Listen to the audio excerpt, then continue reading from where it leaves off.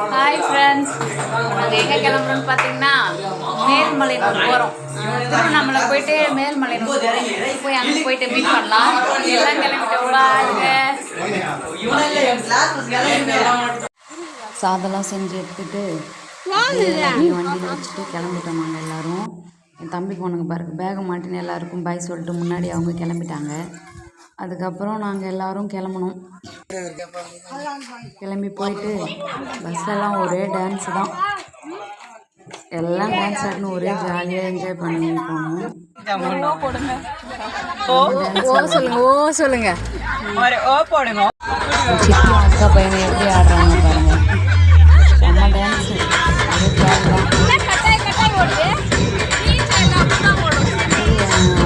ஒரே தங்கச்சியும் ஒரே டான்ஸ் ஆடினாங்க.